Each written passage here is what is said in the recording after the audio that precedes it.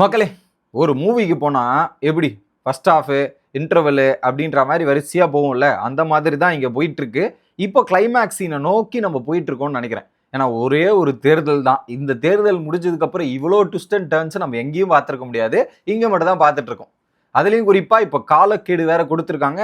இன்னும் 2 டேஸில் நிரூபிக்கலைன்னா அடுத்த கட்ட நடவடிக்கை அப்படின்ற மாதிரி அறிவிப்புகள்லாம் வெளியாகுது. இதை தாண்டி நேத்திலிருந்து நிறைய விஷயங்கள் நடந்திருக்குது. அது என்னென்னலாம் நடந்திருக்கு அப்படின்ற ஒரு டீட்டெயிலான தொகுப்பு தான் இந்த வீடியோவில் பார்க்க போகிறோம். சேனலுக்கு புதுசாக இருந்தீங்கன்னா சப்ஸ்கிரைப் பண்ணிடுங்க. வீடியோவுக்கு லைக்கும் ஐப்பும் கண்டிப்பாக கொடுத்துடணும். நிறைய பேர் ஃபேஸ்புக்கில் ஃபாலோ பண்ணாமல் யூடியூப்பில் சப்ஸ்கிரைப் பண்ணாமல் பார்த்துட்டு இருக்கீங்க.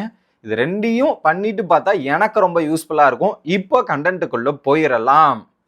ஓகே, ஸோ கிட்டத்தட்ட விஜய் 118 அப்படின்ற நம்பர் மெஜாரிட்டியை காட்ட வேண்டும் அப்படின்றதுக்கான காலக்கெடு இன்னும் 2 நாள் தான் இருக்கு. ஸோ நாளை மறுநாள் ஞாயிற்றுக்கிழமைக்குள்ள அதை காட்டியே ஆகணும். ஏன்னா ஆக்சுவலாக இந்த டேஸுக்குள்ளேயே வந்து பார்த்தீங்கன்னா அவங்க பதவி பிரமாணம் எடுத்தே ஆகணும்.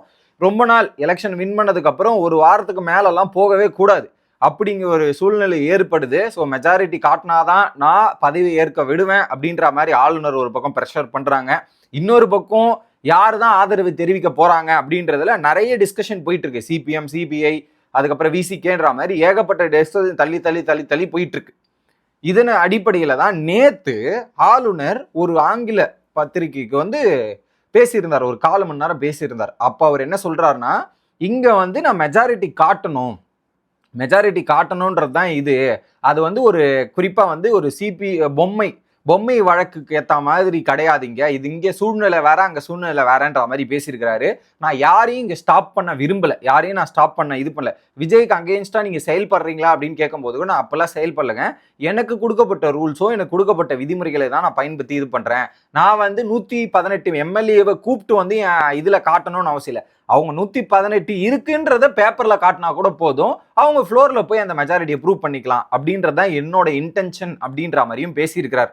அதை தாண்டி இப்போ 2வது டிஎம்கே அண்ட் ஏடிஎம்கே கூட்டணின்னு சொல்றாங்களே, அதுக்கு வாய்ப்பு இருக்கான்னு கேட்டா அவங்க கூட்டணி அமைச்சு மெஜாரிட்டி காமிச்சா கூட ஓகே தான் அப்படின்றது தான் ஆளுநர் நேத்து அந்த பேட்டியில சொன்ன அதிர்ச்சிகரமான தகவல். எப்படி இவங்க 2 பேரும் சேர்ந்து கூட்டணி ஆட்சியில் அமைச்சாலுமே எனக்கு ஓகே தான் அப்படின்றதையுமே அங்க சொல்றார்.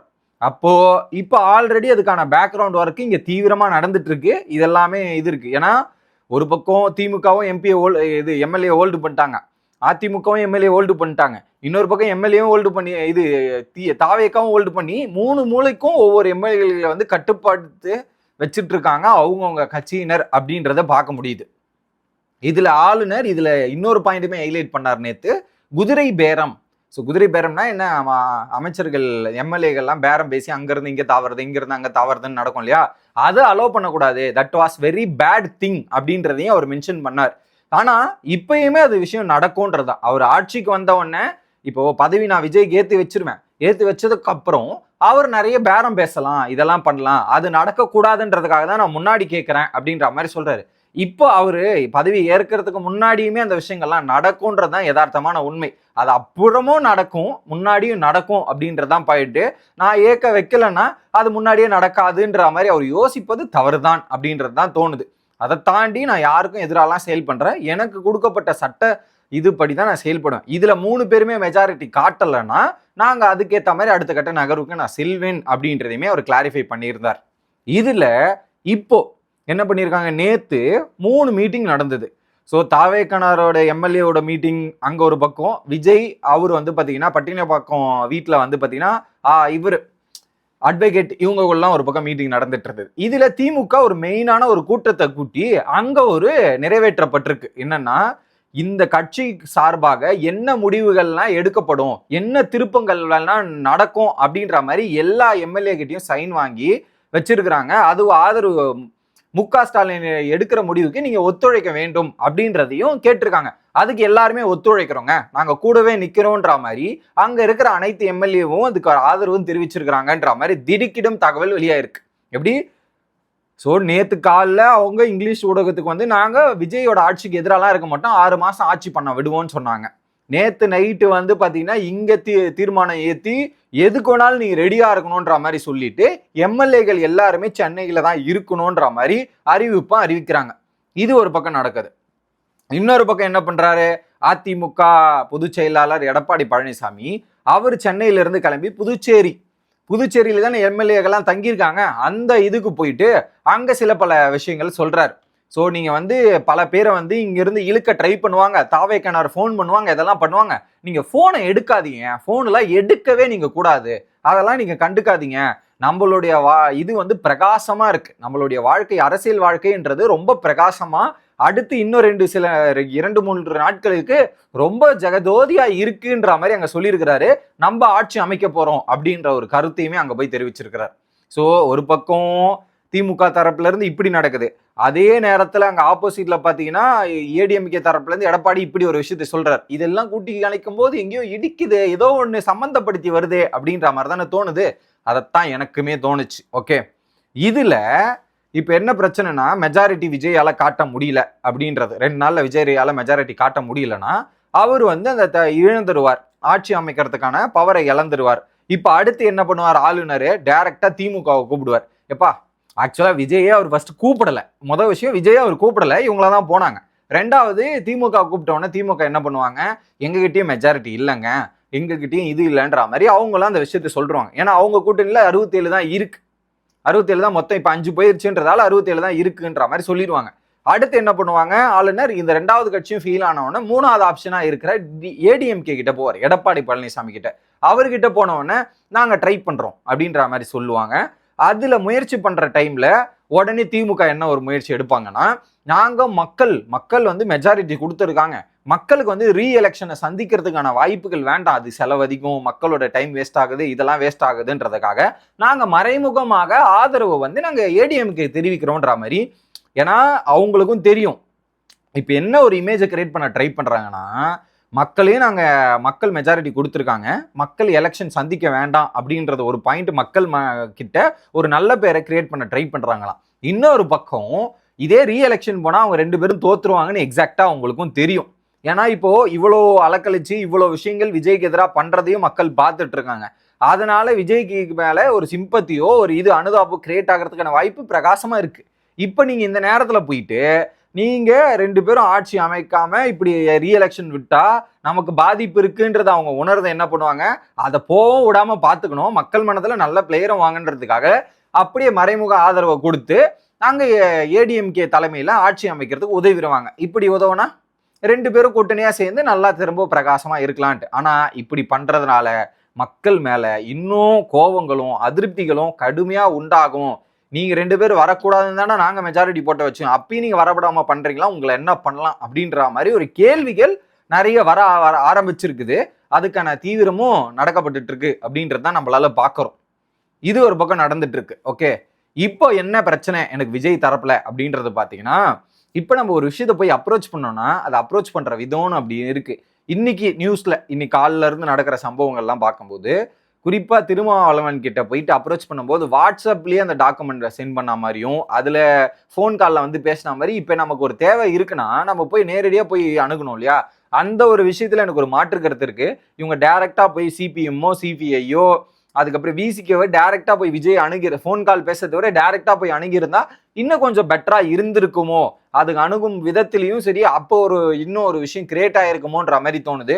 அது ஒரு பெரிய மிஸ்டேக்கா இருக்குதோ அப்படின்ற மாதிரி எனக்கு ஃபீல் ஆகுது. ஏன்னா நிறைய கேள்விகள் இப்போ உருவாகுதுல, அவங்க சொல்றாங்களே வாட்ஸ்அப்ல அனுப்புறதா, அது ஒரு நல்ல விஷயத்துக்கு பண்ண போறோம்னா அதை நம்ம அங்க நேர்ல போய் கேட்கறது தானே ஒரு நல்லா இருக்கும் அப்படின்றதுதான் என்னோட பாயிண்ட் ஆஃப் வியூ இருக்கு. இது எத்தனை பேருக்கு தோணுது அப்படின்றதையும் கமெண்ட் செக்ஷன்ல சொல்லுங்க. இன்னொரு பக்கம் இன்னைக்கு என்ன பண்ணியிருக்காங்கன்னா, சிபிஎம் சிபிஐ விசிகே என்ன சொல்லியிருக்காங்கன்னா, நாங்கள் இன்னைக்கு வந்து ஜூம் மீட்டிங்ல ஒரு சில விஷயங்கள்லாம் எடுக்க போறோம், 3 கட்சியும் ஒன்னா சேர்ந்து மீட்டிங் இது பண்ணிட்டு நாளை காலையில உங்களுக்கு அதுக்கான அறிவிப்பை நாங்கள் தெரிவிச்சிடுறோம், நாளை காலையில் நாங்கள் அது சப்போர்ட் பண்றோமா இல்லையா அப்படின்றத நாங்கள் தெரிவிச்சிடுறோம் அப்படின்ற ஒரு கருத்தையுமே வெளியிட்டு இருக்காங்க. இப்போ இவங்க விஜய்க்கு சப்போர்ட் பண்றாங்களா இல்லையான்றதை பொறுத்து வந்து பார்க்கணும். ஏன்னா இந்த 3 பேர் சப்போர்ட் பண்ணா மட்டும்தான் விஜய்க்கு வாய்ப்பு. ஏன்னா 113 போச்சுன்னா அங்க 119,000 மெஜாரிட்டி அவங்க ப்ரூவ் பண்ணிடலாம். இல்லைன்னா அந்த ஆப்ஷன் அப்படியே கலைக்கப்பட்டு அப்படியே அங்க ஏடிஎம்கே அண்ட் டிஎம்கே கூட்டணி உருவாகிறதுக்கான வாய்ப்புகள் இருக்கு. அதுக்கேற்ற வேலைகளும் பின்னாடி பார்க்க ஆரம்பிச்சிட்டாங்க. இதுல பாஜகவை தனித்து விடப்பட்டு 120 113 இங்க இருக்கு, 121 பாஜகவை கைட்டு விட்டுருவாங்க. அப்ப 120 அதுல விசிகே என்ன சொல்றாங்கன்றத பொறுத்து தான். விசிகேக்கும் பாமகவும் செட் ஆகாது. அப்படி செட் ஆகும் அப்படின்ற மாதிரி முடிவுக்கு வந்துட்டாங்கன்னா 120 மெஜாரிட்டி வச்சு போயிடலாம். ஆனா இந்த மெஜாரிட்டி வச்சு போனாலுமே அடுத்து ஆட்சி கவிழ்வதுக்கான வாய்ப்பு எப்போ வேணாலும் நடக்கலாம். ஏன்னா ஏதாவது ஒரு தீர்மானம் நிறைவேற்றும் போதோ ஏதாவது ஒரு சட்ட திருத்தங்கள் கொண்டு வரும்போதோ இதுல பிரச்சனை வரதுக்கான வாய்ப்பு இருக்கு. ஏன்னா எல்லா கட்சிகளும் ஒன்னா இருக்கும்போது ஒருத்தருக்கு இது அடி வாங்குது, ஒருத்தருக்கு இது பிரச்சனை ஆகுதுன்னா அங்க ஒரு நிறைய சலசலப்பு உருவாகுவதும் சில பிரச்சனை உருவாகுவதற்கு வாய்ப்பு இருக்கு. அதனால உடைவதற்கான வாய்ப்பு இருக்கு. ஏன்னா அங்க மெஜாரிட்டின்றது இல்ல, க்ளோஸ் டு 118 அப்படின்றதா மெஜாரிட்டி. இப்ப நீங்க 120னா 2 தான் அதிகமா இருக்கு. அந்த 2 அடி வாங்கினாலுமே உங்களுக்கு பிரச்சனை. இதுல சபாநாயகர் ஒண்ணு போயிரும். அப்ப 119 தான். 2 அடி வாங்கினாலும் உங்ககிட்ட மெஜாரிட்டி இல்லைன்ற ஒரு பிரச்சனை வந்துடும். ஸோ ஏகப்பட்ட குழப்பங்களை உருவாக்குறதுக்கான வாய்ப்புகள் இருக்கு. இப்போ திமுக விஜய்க்கு நான் ஆட்சி அமைக்கட்டும்னு சொல்றாங்க. ஆனா பின்னாடி அவங்க செயல்படுற செயல்பாடுகளும் இதெல்லாம் வேற மாதிரி இருக்கு. இதுல எனக்கு இதை விட பெரிய காமெடி என்ன அப்படின்றது பாத்தீங்கன்னா, இவ்வளவு நாள் இந்த அரசியல்ல வந்து பாத்தீங்கன்னா திமுகவை அதிமுக எதிர்த்தும் அதிமுகவை திமுக எதிர்த்தும் ஏகப்பட்ட விமர்சனங்களும் தனி மனித தாக்குதலும் குறிப்பா இந்த எலெக்ஷன்லயே நிறைய நடந்துச்சு. தீய தக்சி திமுக அப்புறம் இந்த ஊழல் நிறைய பேசினாங்க. இப்ப எப்பரா ஒண்ணு சேர்றீங்க? இதுல எனக்கு என்னன்னா அவங்க பேசுறதை விட அதை விட கீழே வந்து நிறைய பேர் தொண்டர்கள்லாம் இருப்பாங்க. இவங்க டிஎம்கே சப்போர்ட்டர் ஏடிஎம்கே சப்போர்ட்டர் நிறைய பேர் இருப்பாங்கல்ல. எப்படா இப்ப இத்தனை நாள் அவனை விமர்சனம் பண்ணிட்டு நீங்க எப்படா ஒண்ணு சேர்றீங்க, அது எப்படா அவங்களால முடியுது அப்படின்ற மாதிரிதான் நமக்குமே தோணுது. ஏன்னா இது தமிழ்நாடு அரசியலே இந்த 2 பேருமே மாத்தி மாத்தி இருந்துதான் ஒண்ணு சேர்றதுக்கான வாய்ப்பே இல்லை. அந்த மாதிரி பல சம்பவங்கள் பண்ணியிருக்கிறாங்க. பட் சடனா எங்க 2 பேருக்கும் வாய்ப்பு இல்லைன்னா நாங்க விட்டுருவோமா அப்படின்ற மாதிரி 2 பேரும் ஒண்ணு சேருவதெல்லாம் மக்கள் மனதில் பெரும் அதிருப்தியை தான் உண்டாக்கும் அப்படின்றதுதான் எனக்கு தோணுது. அதிருப்தி உண்டாக்குனாலும் பரவாயில்லப்பா, எங்களுக்கு தான் கடைசி வாய்ப்பு, இதை நாங்க பயன்படுத்திக்கிறோம் அப்படின்ற மாதிரி அவங்க பயன்படுத்திக்கிட்டாங்கன்னா ஒன்றும் சொல்றதுக்கு இல்லை. அடுத்த 5 வருஷமும் இந்த ஒரு விஷயத்த நம்ம அனுபவிக்க வேண்டியதான் இருக்குது அப்படின்றதான் பார்க்கணும். யாரு வந்தாலும் சரி, கொடுக்குற ஆட்சியும் குறிப்பா இந்த பிரச்சனை, இந்த சட்ட திருத்தங்கள், அதுக்கப்புறம் பார்த்தீங்கன்னா இந்த பொது பிரச்சனை, இந்த பெண்களுக்கான இந்த மாதிரி நிறைய இந்த ரவுடிசம் தொல்லை, இந்த கஞ்சா இந்த மாதிரி தொல்லைகள் இருக்கு. அதை ஒழிக்கிறதுக்கான வேலையை பார்த்தாவே நல்லா இருக்கும். அந்த பிரச்சனைகள் தான் கடந்த 5 ஆண்டுகள் எவ்வளவு இருந்தது அப்படின்றதையும் பார்க்குறோம். இன்னும் எவ்வளவு பிரச்சனைகள் நடந்துட்டு இருக்குன்றதையும் நம்மளால பார்க்குறோம். ஸோ அதெல்லாம் நடக்க விடாம பார்க்கறது தான் மெயினான விஷயம். அதுக்கு யார் வரப்போறாங்கன்றதை பொறுத்திருந்து பார்ப்போம். உங்களுடைய கருத்து என்ன அப்படின்றத கமெண்ட் செக்ஷன்ல சொல்லுங்க. அடுத்த வீடியோல வந்து சந்திக்கிறேன். Bye guys.